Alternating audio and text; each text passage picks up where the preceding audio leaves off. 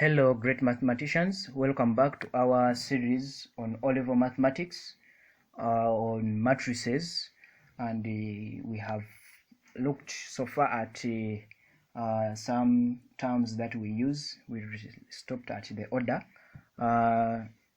Let's put a note on the order of a matrix. We said the order is rows and columns, but generally we represent it in form of n times n, whereby m stands for the rows and n stands for the columns. So it is an m by n matrix. It implies that in m number of rows, n number of columns. So don't get confused when someone says m by n, whereby m is rows and n is columns. So that is how it is. Let's look at another term that we need to know before we can go in details of matrices. That is a diagonal.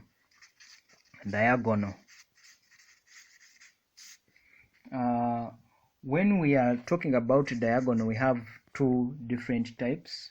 We have the major diagonal or the leading diagonal. So when we are looking at diagonals, we are going to categorize it into two. That is the leading, that the major, or major diagonal. Then we shall also look at the minor diagonal.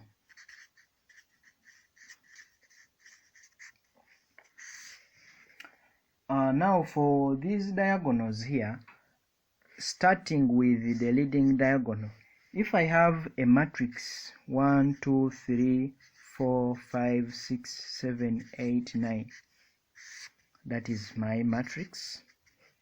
If I have a matrix of that form, the major diagonal should consist of entries starting from the top left corner of a matrix to the bottom right corner of this matrix.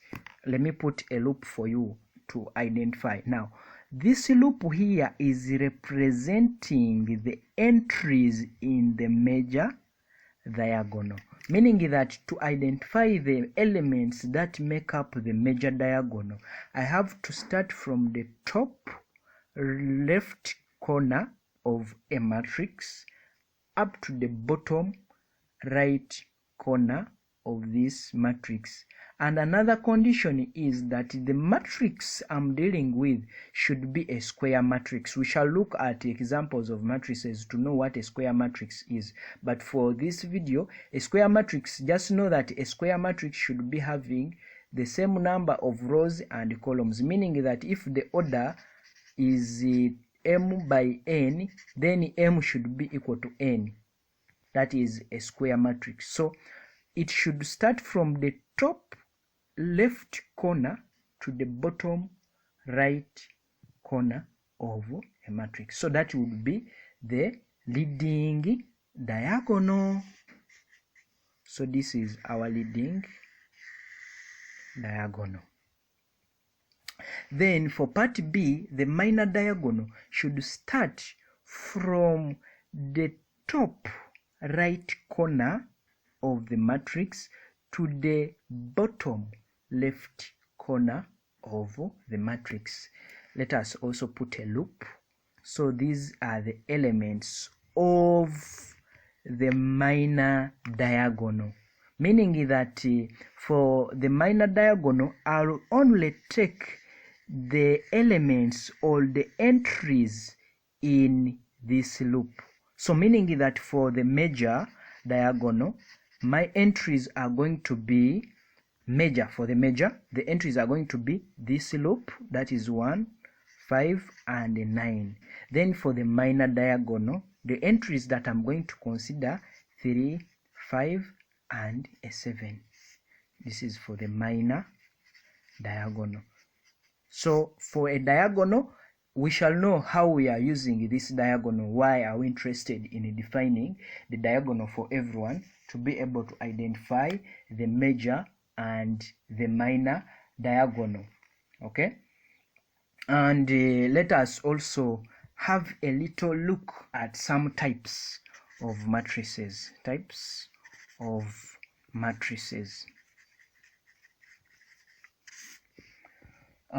the types of matrices, we have very many. I'm just going to hint on each one of them such that we can start the real calculations on matrices.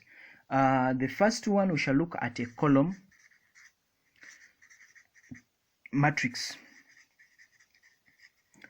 For the column matrix, this is a matrix with only one column. For example, I can have a matrix in this form.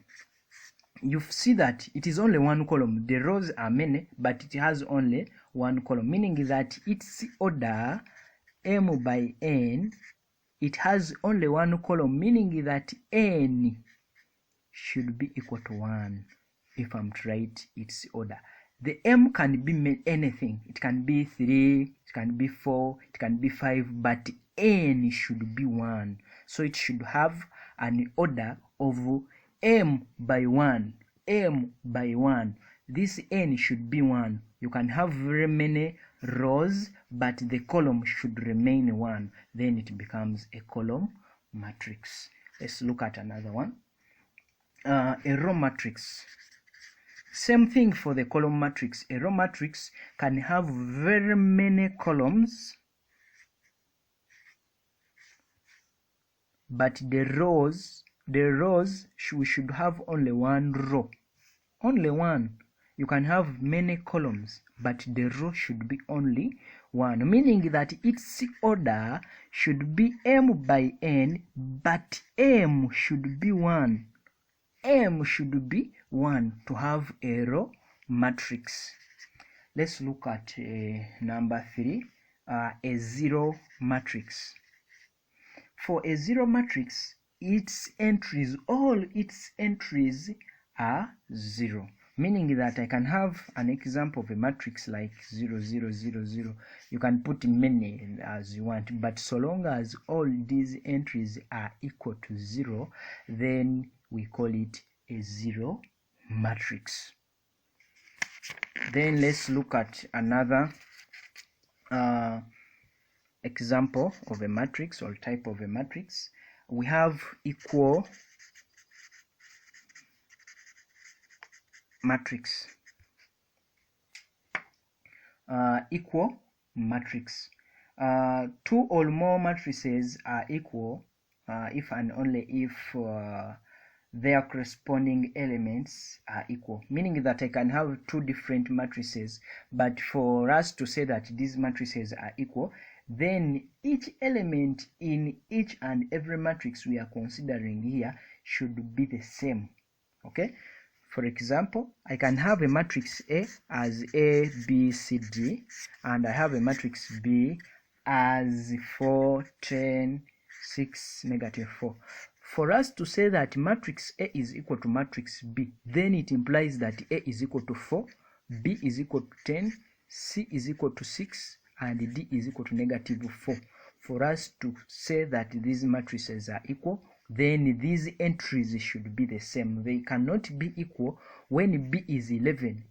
A cannot be equal to matrix B, meaning that for us to say that those matrices are equal, each element in each matrix should be the same as the other. Let's look at another type of matrix. We have what we call a square matrix. I already defined for you a square matrix, if you can recall.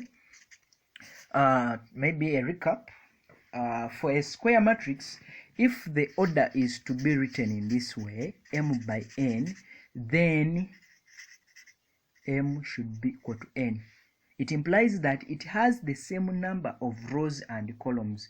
Its columns should be equal to its rows. Then we call that one a square matrix. For example, if I have A, 2, 3, 4, 5, then this is a square matrix because the rows and the columns are the same. But if I have a matrix,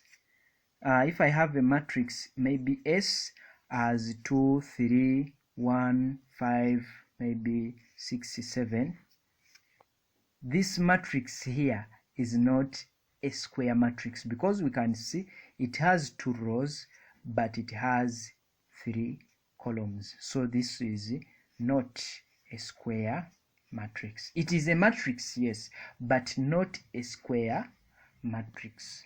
Hope that one is also clear for all of us. Then another type that we have is an identity matrix.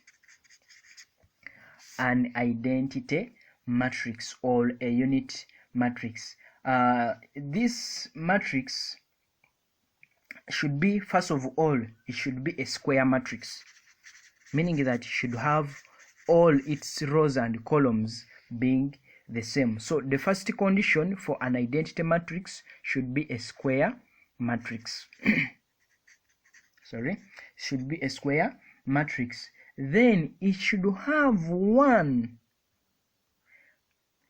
as an element in its leading diagonal, meaning that its leading diagonal should have 1 as an element. So should have 1 as an element in its leading diagonal, and all the other entries should be zeros. So it should have zeros elsewhere, but should have 1 as an element in its leading diagonals. E.g., I can have a matrix like 1 0 0 1. So the leading diagonal should have 1 but zeros elsewhere. I can have 1 0 0 0 1 0 0 0 1. So this is the leading diagonal with 1, and the other ones have zeros. Okay, and many others. So thank you very much. Shall catch up from there. I love you, great mathematicians.